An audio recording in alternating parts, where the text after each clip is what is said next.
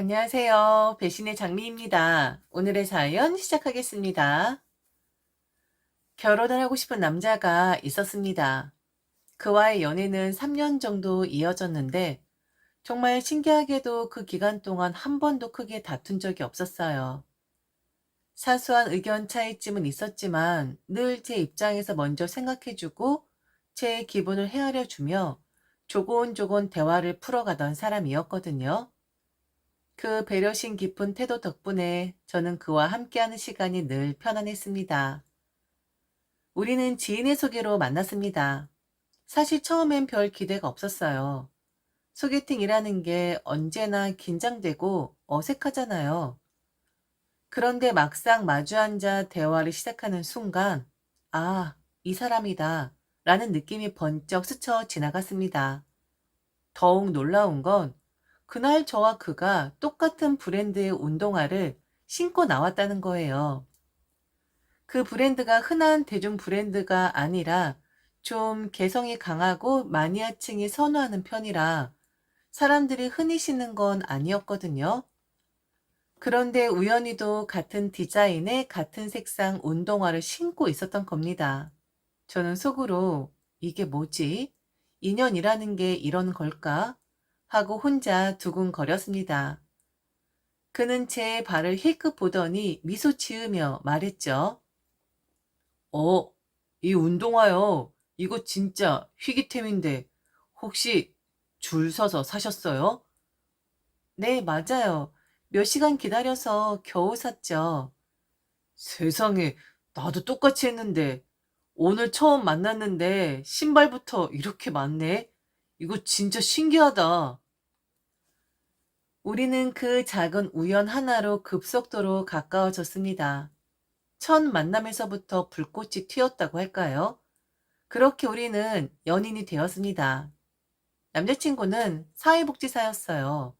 병원에서 근무하고 있었는데 환자들 이야기를 들어주고 돕는 일을 하는 그 모습이 참 따뜻해 보였어요. 저는 학원에서 수학을 가르치는 강사였죠. 제 일은 성과에 따라 급여가 확실하게 들어오는 편이었고 방학 특강이나 수능 시즌에는 수입도 꽤 괜찮았습니다. 그래서 경제적으로는 제가 훨씬 안정적이었어요. 그런데 이상하게도 남자친구 옆에 있으면 그런 게 중요하지 않게 느껴졌습니다. 그는 특유의 자유스러움이 있었어요. 사람이 느긋하다고 해야 할까요? 늘 여유가 흐르는 듯한 태도로 말하고 행동했거든요. 저는 성격상 늘 분주하고 촉박하게 살아왔습니다. 아이들 시험 기간이 되면 저도 같이 긴장하고 하루하루가 조급한 삶이었죠. 그런데 그와 함께하면서 저도 조금씩 변해갔습니다. 그래, 꼭 그렇게 바쁘게 살 필요가 있나? 잠깐 쉬어도 되지 않나? 하고 마음이 풀어지는 걸 느꼈습니다. 남자친구의 집은 경기도 외곽 쪽에 있었는데 부모님과는 따로 떨어져 자취를 하고 있었어요. 저는 그 집을 몇 번 찾아갔는데 소박하고 아담했습니다. 책이 많았고 벽에 붙은 메모지나 달력에는 환자들과 관련된 일정이나 공부 메모가 빼곡히 적혀 있었죠. 그런데 집 냉장고를 열어보면 늘 허전했습니다. 라면, 김치, 계란 몇 개가 전부였어요. 그래서 저는 바쁜 와중에도 반찬을 조금씩 싸다 주곤 했습니다. 잡채, 멸치볶음, 장조림 같은 오래 두고 먹을 수 있는 것들 위주로요. 처음엔 이렇게까지 안 해줘도 돼 하던 그도 나중엔 제 반찬통을 보며 환하게 웃으며 말하곤 했습니다. 와, 또 도시락 가방이네. 우리 집 냉장고 이제 네 덕분에 사람 사는 집 같아졌다. 고마워. 고맙게 먹고 힘내서 일 열심히 해. 근데 너무 무리하지 마. 그렇게 우리는 서로에게 조금씩 스며들며 연애를 이어갔습니다. 연애 3년 차에 접어들면서 자연스럽게 결혼 이야기가 나오게 되었어요. 처음부터 그는 저에게 솔직하게 말했습니다. 우리 집은 많이 도와줄 수 있는 형편이 아니야. 저는 고개를 끄덕였어요. 사실 이미 짐작하고 있었거든요. 그는 조금 머뭇거리다가 속내를 털어놨습니다. 사실 그는 돈을 거의 모으지 못했어요. 그 이유는 단순히 씀씀이가 커서가 아니라 형과 부모님을 지원하는데 대부분을 썼기 때문이었습니다. 우리 형 알지? 지금 대학에서 강사하고 있는데 교수 되는 게 목표라서 유학도 다녀오고 계속 인맥 쌓고 있거든. 부모님은 형이 교수만 되면 집안을 일으킬 거라 믿고 계셔. 그래서 내가 계속 지원해 줘야 해. 형이 아직 부모님께 용돈 줄 형편은 안 되거든. 나라도 해야 하니까. 그의 목소리에는 미안함이 묻어났습니다. 우리 형 나중에 교수 되면 다 갚아준다고 했어. 절대 모른 척할 사람 아니야. 근데 네가 나랑 결혼하면 내 상황 때문에 힘들까 봐 그게 미안해. 내가 너무 가진 게 없어서. 그는 그렇게 말하며 고개를 푹 숙였습니다. 순간 제 마음이 짠해졌습니다. 저는 그의 손을 꼭 잡고 말했죠. 뭔 소리야. 내가 모르고 만난 것도 아니고 다 알았잖아. 이럴 줄 알고 내가 돈을 열심히 모았나 보다 싶네. 그러니까 미안해하지도 말고 가진 게 없다는 말도 하지 마. 내가 자기를 좋아하는 이유가 뭔데? 자기의 느긋함, 자유로운 성격, 그거야. 돈 때문에 좋아하는 거 아니야. 자기 그런 모습 정말 싫어. 그러니까 자꾸 미안하다고 하지 마. 그 순간 그의 눈빛이 조금은 편안해지는 걸 느꼈습니다. 그렇게 서로를 위로했고 앞으로의 미래에 대한 확신을 더욱 다져갔습니다. 우리는 곧 결혼을 전제로 부모님께 인사를 드리기로 했죠. 서로의 집안을 찾아뵙고 정식으로 말씀드리자고 약속했죠. 저는 조금 긴장이 되면서도 기대가 되었습니다. 우리 부모님이 저 사람을 좋아해 주실까? 그의 부모님은 날 어떻게 보실까? 하는 마음이 교차했지만 그래도 확신이 있었습니다. 그와 함께라면 어떤 어려움이 있어도 극복할 수 있을 것 같았으니까요. 어느 날 남자친구가 조심스럽게 말을 꺼냈습니다. 우리 부모님께 먼저 인사드려야 할 것 같지만 사실 나 네 부모님을 먼저 뵙고 싶어. 널 이렇게 예쁘게 키우신 분들이 어떤 분들인지 꼭 알고 싶거든. 저는 순간 가슴이 뭉클했습니다. 보통은 예비시댁이 먼저 인사드리는 게 순서라고들 하는데 그는 제 부모님을 먼저 만나고 싶다고 했으니까요. 그리 좋아. 아빠 엄마도 분명히 좋아하실 거야. 저는 그렇게 대답했지만 속으론 은근히 긴장도 되었습니다. 부모님이 그를 어떻게 보실지, 어떤 이야기를 나눌지 궁금했거든요. 그날이 되었습니다. 저는 남자친구와 함께 우리 집으로 갔죠. 아버지는 치과 의사셨습니다. 개원에 병원을 운영하고 계셨는데 평소 환자들에게 친절하고 후배 의사들에게도 모범이 되는 분이셨습니다. 엄마는 전업주부로서 집안일을 도맡아 하셨고 무엇보다 가족 모두가 존경할 만큼 배려심 깊고 따뜻한 분이셨습니다. 남동생이 한 명 있었는데 아버지처럼 치과 의사가 되어 이미 개업 준비를 하고 있었습니다. 비록 아버지 병원에서 일하는 건 아니었지만 같은 길을 걷고 있었기에 가족끼리 이야기를 나눌 때면 전문적인 대화가 오가곤 했죠. 그런 우리 집의 분위기는 늘 차분하고 화목했습니다. 누구 한 사람 목소리가 높아지는 일 없이 서로 존중하며 말하는 것이 당연했으니까요. 남자친구는 우리 집에 들어서자마자 긴장한 기색이 역력했습니다. 안녕하세요. 처음 뵙겠습니다. 그가 정중히 인사하자 아버지는 웃으며 손을 내밀었습니다. 어서 와요. 우리 딸이 좋은 사람 만났다고 늘 자랑했어요. 편하게 있어요. 엄마도 반갑게 웃으며 말씀하셨습니다. 먼 길 오느라 고생했어요. 우리 집이라고 생각하고 편히 있어요. 남동생은 살짝 장남스럽게 말했죠. 매형 되실 분이시네. 잘 부탁드립니다. 그렇게 분위기는 화기애애하게 흘렀습니다. 이윽고 저녁 식사가 차려졌죠. 식탁 위에는 어머니가 정성껏 준비하신 음식들이 가득했습니다. 갈비찜, 잡채, 각종 나물, 그리고 아버지가 직접 손질한 회까지 놓여 있었죠. 식사 시작하면서 저는 긴장을 풀 수 있었습니다. 그런데 식사 중에 우리 집엔 흔한 일이지만 남자친구 입장에선 특이할 만한 일이 일어나고 말죠. 아버지가 물잔을 비우시더니 조용히 자리에서 일어나 부엌으로 가 물을 따라오셨습니다. 어머, 제가 드릴게요. 엄마가 말했지만 아버지는 손사래를 치셨습니다. 괜찮아. 앉아있어. 내가 가져올게. 그리고 식탁에 앉은 모두의 잔을 돌아가며 채워주셨습니다. 그 장면에서 남자친구의 눈빛이 잠시 흔들렸습니다. 그는 젓가락을 들고 있다가 동작을 멈추고 아버지를 뚫어지게 바라보았습니다. 마치 무언가 믿기 힘든 광경을 목격한 듯한 표정이었죠. 저는 그때까진 크게 신경 쓰지 않았습니다. 우리 집에서는 늘 당연한 풍경이었으니까요. 식사가 끝난 뒤 집으로 돌아간 남자친구와 통화를 하는데 되게 그러더라고요. 혹시 아버님이 일부러 그러신 거야? 뭐가? 식사 중에 물 가지러 직접 일어나시고 잔에도 다 따라 주셨잖아. 그거 솔직히 너무 놀랐어.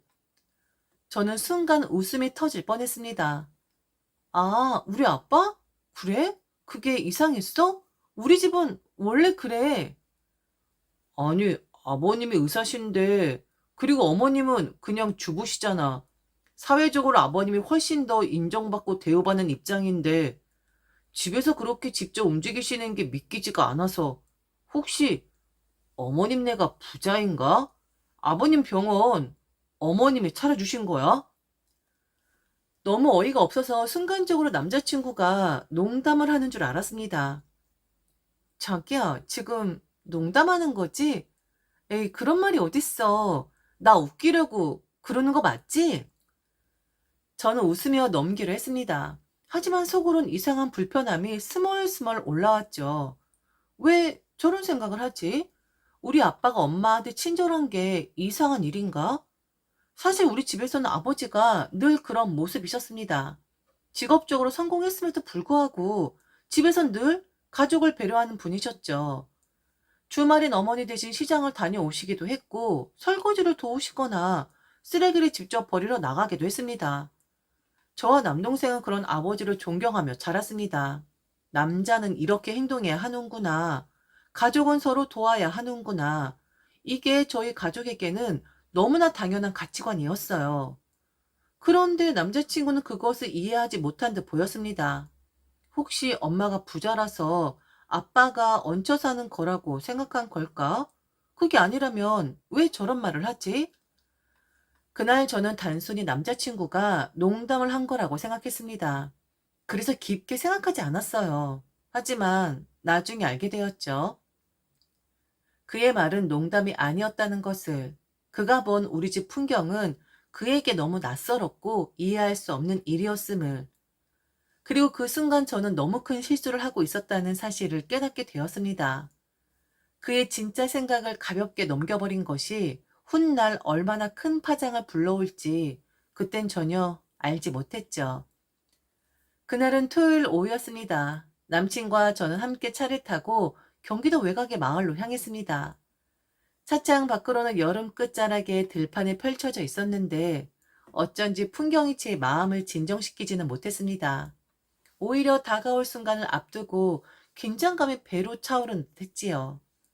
남친은 내내 운전대에 집중하는 척 했지만 틈틈이 저를 힐끗 보았습니다. 너무 긴장하지 마. 그냥 우리 집은 좀 조용한 편이야. 괜찮아.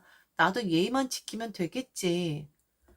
그래, 엄마가 좀 많이 깔끔한 성격이셔서 그냥 눈치껏 도와주면 돼. 그 말이 괜히 제 마음을 더 불편하게 만들었습니다. 차는 좁은 골목으로 접어들었고 곧 낡은 주택 앞에 멈췄습니다. 대문은 페인트가 군데군데 벗겨져 있었고 현관문 옆엔 오래된 우체통이 삐딱하게 달려 있었죠. 집 전체가 세월을 정직하게 맞아온 듯 군데군데 금이 가고 낡은 흔적들이 그대로 드러나 있었습니다. 여기야. 남친이 차에서 내려 대문을 열었습니다. 삐걱거리는 소리가 제 귀에 유난히 크게 들렸죠. 현관문을 열고 들어서자마자 가장 먼저 제 눈에 들어온 건 벽에 가득 걸린 상장들이었습니다. 전부 금빛 장식으로 된 액자에 넣어져 있었는데 줄지어 걸려있는 모습이 압도적이었습니다. 이건 다 남친이 말했던 형의 상장들이겠구나. 저는 속으로 중얼거렸죠. 우수 강의상, 학술대회 최우수 발표상, 대학원 성적 우수상. 한눈에 보아도 공부와 연구 쪽에서 받은 상장이 대부분이었습니다. 정말 기대가 크시구나. 이 집은 형이 모든 걸 짊어진 희망 같은 존재를 보이겠네. 이분 교수 안 되면 큰일 나겠다 싶더라고요. 거실로 들어서니 두 분이 계셨습니다. 아버님은 놀라울 만큼 풍채가 좋으셨습니다. 키가 크고 어깨도 넓어 나이가 드셨음에도 여전히 힘이 넘쳐 보이는 체구였습니다. 제 옆에 서 있는 남친이 그다지 큰 체격이 아니었기에 오히려 두 분이 부자라는 게 믿기지 않을 정도였죠. 반면 어머님은 바짝 마른 모습이었습니다. 그냥 날씬한 정도가 아니라 뼈마디가 그대로 드러날 만큼 비쩍 마른 느낌이었어요. 얼굴빛도 조금 창백했고 눈 밑에는 진한 다크서클이 드리워져 있었지요. 그 모습이 마치 오랫동안 무언가를 홀로 감내어온 사람처럼 보였습니다. 처음 뵙겠습니다. 인사드립니다. 전 허리를 깊이 숙이며 대답했죠. 아버님은 굵직한 목소리로 대답하셨습니다. 그래, 먼 길 오느라 수고했네. 어머님은 짧게 고개를 끄덕이며 미소를 지으셨습니다. 하지만 그 미소에는 피곤함이 배어 있었죠. 잠시 소파에 앉아 대화를 나누었습니다. 그러나 대화라기보다는 아버님의 몇 마디 물으시고 제가 짧게 대답하는 형식에 가까웠습니다. 부모님은 뭐 하시나? 아버지는 치과 의사시고 어머니는 전업주부십니다. 동생도 있다고 했지? 남동생이 있는데 아버지처럼 치과 일을 하고 있습니다. 그렇구만. 그 뒤로는 대화가 길게 이어지지 않았습니다. 공기가 어딘가 무겁고 자유롭게 웃으며 말하기 어려운 분위기였거든요. 잠시 후 어머님이 말씀하셨죠. 식사 준비 다 됐으니 들어와서 드세요. 식탁에 앉으니 각종 반찬이 정갈하게 차려져 있었습니다.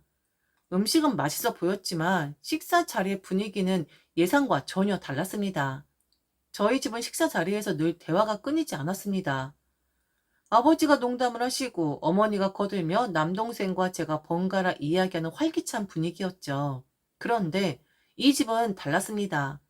숟가락과 젓가락이 부딪히는 소리만 이 공기를 채우고 있었죠. 아무도 말하지 않았습니다. 작은 소리조차 내면 안 되는 듯한 정적이 식탁 위를 덮고 있었습니다. 저는 밥이 입으로 들어가는지 코로 들어가는지도 모를 정도로 어색했습니다. 목이 메어 물을 마시려는데 그조차도 크게 들릴까봐 조심스러웠죠. 식사가 끝나고 다시 거실로 돌아왔습니다. 전 이제야 조금 대화를 나눌 수 있겠구나 싶었죠. 그런데 남친이 자꾸 제게 눈치를 주는 겁니다. 눈빛으로 살짝 고개를 끄덕이며 어머님 쪽을 가리켰습니다. 어머니 좀 도와드려. 그 눈빛은 분명히 그렇게 말하고 있었습니다. 저는 순간 망설였죠. 처음 온 날인데 내가 괜히 끼어들어도 될까? 하지만 어머님이 홀로 식탁을 치우시는 모습을 보니 그냥 앉아 있을 수는 없었습니다. 결국 자리에서 일어나 부엌으로 갔죠. 제가 도와드릴게요. 아니야, 그냥 앉아 있어. 아니에요, 같이 하겠습니다. 그때 풍치 좋은 아버님이 거실에서 큰 목소리로 말씀하셨습니다. 옳지, 합격! 그 말이 농담인지 진담인지 순간 분간이 되지 않았죠. 하지만 제 귀에는 마치 누군가 시험을 치르는 도중 정답이라고 외쳐주는 소리처럼 들렸습니다. 부엌에서 접시를 정리하며 살펴보니 이상하게도 어머니와 제가 모든 걸 하고 있었습니다. 남친이 소파에 앉아 있었고 아버님은 팔짱을 낀 채 텔레비전을 보고 계셨죠. 이 집은 오직 여자만이 일하는 집이었습니다.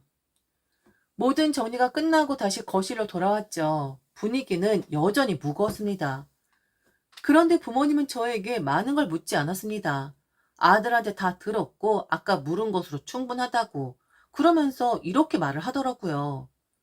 우린 아들만 좋으면 아무 문제 없어. 내가 데리고 사는 것도 아니고 아들이랑 사는 건데 우리가 뭘 왈가왈부 하겠나? 그 말이 겉으론 배려처럼 들렸지만 저는 묘한 기분을 지울 수 없었습니다. 집을 나서며 마음속에 묘한 여운이 남았죠. 겉으론 아무 문제 없는 방문이었지만 공기 속에 흐르는 보이지 않는 선이 분명 있었습니다. 여긴 여자만 움직여야 하는 집이구나.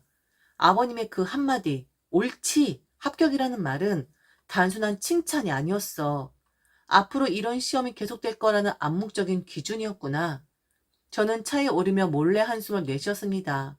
이 집과 나 정말 잘 맞을 수 있을까? 집에 돌아와 샤워를 하고 맥주 한 캔을 딱 땄는데 남친에게 카톡이 와 있더라고요. 오늘 어땠어? 저는 바로 전화를 걸었죠. 그리고 우리는 대화를 시작했습니다. 솔직히 말해도 돼? 해. 나 듣고 싶어. 경제적인 부분은 전혀 문제가 안 돼. 오히려 자기 집안은 성실하게 살아온 집안 같아서 좋았어. 근데 그 분위기 있잖아. 나한텐 너무 낯설더라. 식사 자리에서 말 한마디도 못 꺼내고 어머니 혼자 치우시는 모습, 난 그게 너무 두렵게 느껴졌어. 그래서 지금 내가 조금 혼란스러워. 제 목소리가 떨렸습니다. 혹시 그가 기분 나빠할까? 괜히 부모님 흉을 보는 것처럼 들리면 어쩌나 하는 불안 때문이었습니다. 그런데 남친은 예상 밖의 반응을 보였습니다. 안 그래도 자기 가고 나서 내가 부모님께 말씀드렸어. 뭐라고? 자기네 집안이랑 우리 집안은 좀 다르다고. 그리고 내가 일부러 자기한테 엄마 도우라고 눈치를 줬지만 결혼하고 나서 그렇게 하면 안 된다고 말했어. 요즘 여자들 가부장적인 시댁 다 싫어한다고도 말했지. 정말? 그렇게 말했어? 말했어. 사실 자기야, 내가 다 알았어. 자기 표정에서 말 안 해도 느껴졌거든. 나도 그냥 말 안 하려다가 처음이니까 첫 인상이라는 게 있으니까 말을 한 거야. 그런데 걱정하지 마. 우리 결혼하면 그냥 우리대로 살면 돼. 난 솔직히 장인어른 장모님이랑 더 친하게 지내고 싶은 마음이야. 나도 우리 집 분위기 진짜 싫어하거든. 자기네 집 분위기가 훨씬 따뜻하잖아.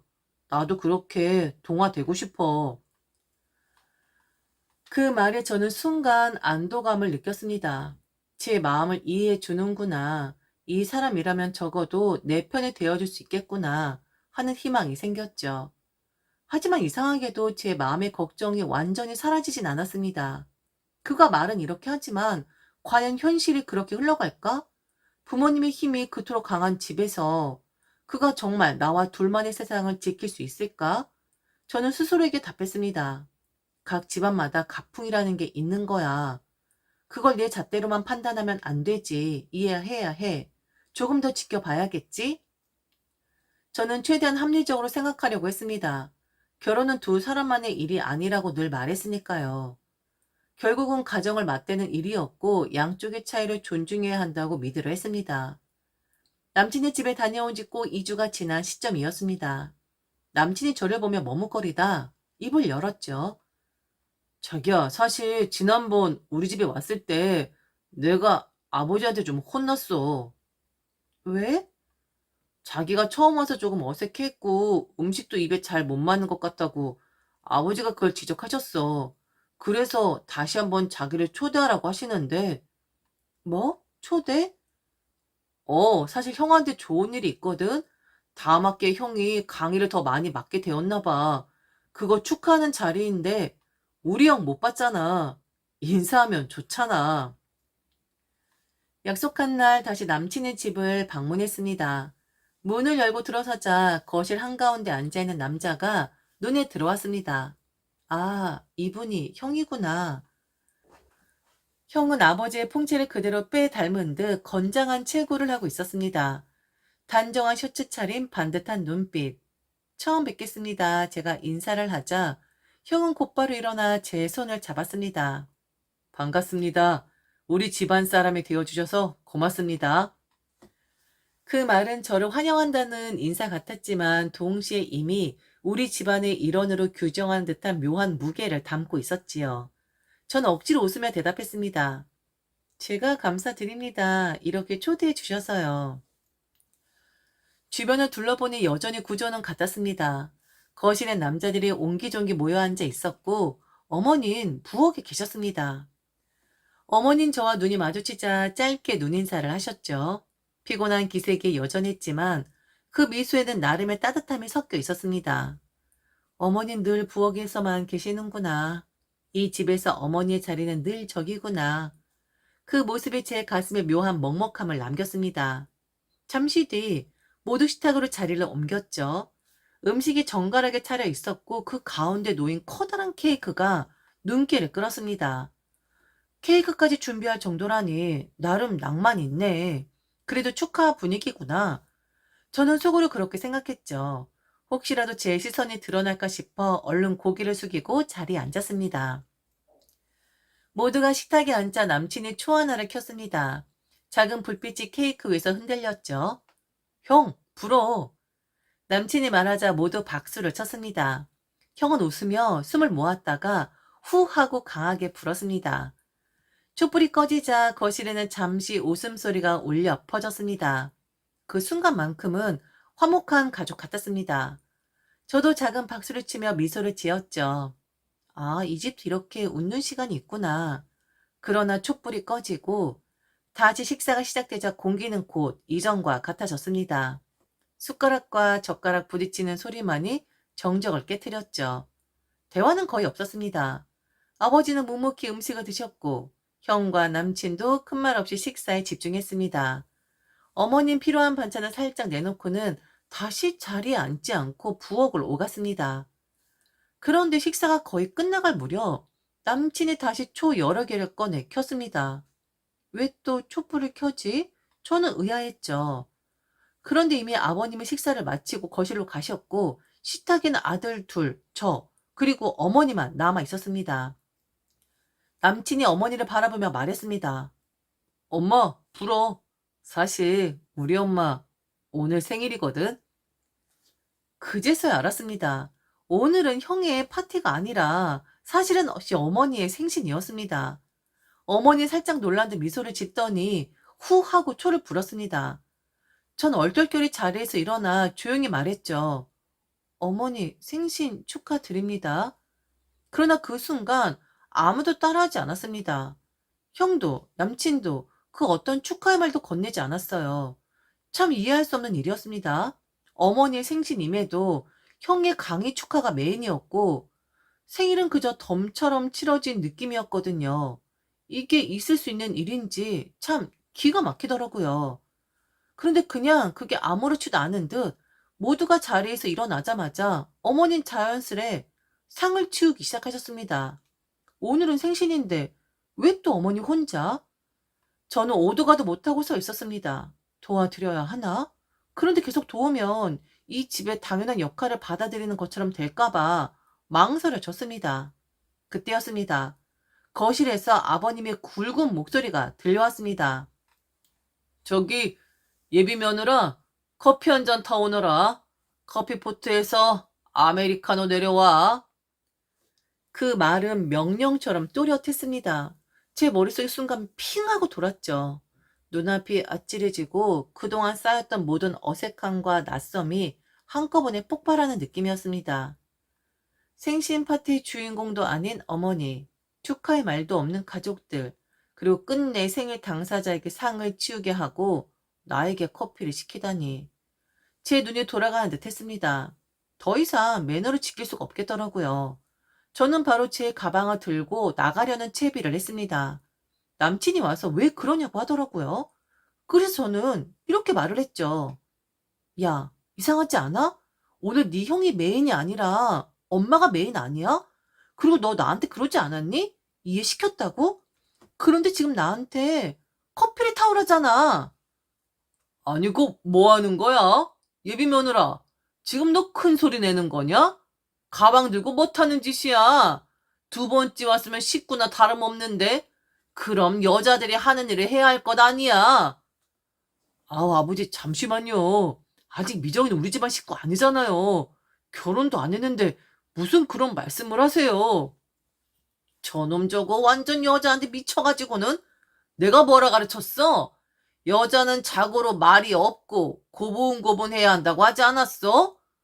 처음 우리 집 오고 나서 가풍 이해했을 텐데 두 번째도 따라온 거 보면 쟤도 받아들이겠다라는 거잖아. 뭔 말이 이렇게 많아? 아, 아버지, 제발 좀요. 저는 남친의 아버지를 빤히 바라봤습니다. 그리고 어머니를 바라봤죠. 상대적으로 너무 야윈 어머니, 그에 반해 너무 덩치가 좋은 아버지. 저는 뚜렷하게 이렇게 말을 했습니다. 여자가 고분고분해야 한다고 가르쳤다고 하는데 저희 아빠 같은 경우엔 남자야말로 고분고분해야 한다고 가르쳤거든요. 그리고 남자는 여자를 보호해줘야 하는 의무가 있다고? 그런데 어머니 너무 부려먹으시네요. 하물며 오늘 어머니 생신인데 큰아들이 먼저라니. 그 강이 몇 개 늘어난 게 뭐 그리 대수라고. 이따위 여자 취급하는 사람이면 제가 들어오면 바로 시어머니 시다발이 하겠는데요. 뭐? 아니 너 지금 뭐라고 했어? 감히 지금 어디서? 저기 아저씨, 내 여자 귀한 줄 아시길 바라고요. 지금이 어떤 시대인데 이런 게 통할 거라 생각을 하십니까? 아, 여자들이 하는 일? 웃기시네요. 이놈이랑 헤어질게요. 완전 조상신이 도운 듯 합니다. 미정아, 왜 그래, 제발 이러지 마, 왜 이래? 오늘 내 조상신이 니네 집 커피포트 뚜껑 잡고 흔드셨나 보다. 제대로. 너랑은 끝이야. 애초에 네 엄마 생신 축하 파티가 맞지. 네 형 축하 파티가 맞는 말이니? 그것부터가 너는 틀려 먹었어. 그리고 저는 그 집을 나와 버렸습니다. 집 도착해서 부모님께 이런저런 상황 설명 다 하니 얼른 헤어지라고 하시더라고요. 뭐가 아까워서 그런 집의 며느리가 되냐고. 그날 저녁 남친이 찾아왔길래 저는 그냥 경찰에 신고를 해버렸습니다. 요즘 데이트 폭력이니 뭐니 이런 거 문제인데 저놈이 좀 또라이라서 어떻게 할지 모른다고. 너무 무서우니 제발 와달라고. 결국 경찰이 왔고 남자와 저는 그렇게 이별을 했습니다. 아직도 이해가 안 갑니다. 자신의 엄마를, 자신의 아내를 무시하는, 그리고 그 어머니의 얼굴빛과 눈빛이 아직도 기억에 선합니다. 슬퍼 보였고 억울해 보였거든요. 그분은 안 되었지만 제가 그분처럼 살 순 없으니까. 만일 저 걸 안 보고 결혼했으면 정말 큰일 날 뻔했습니다. 역시 조상신은 있습니다.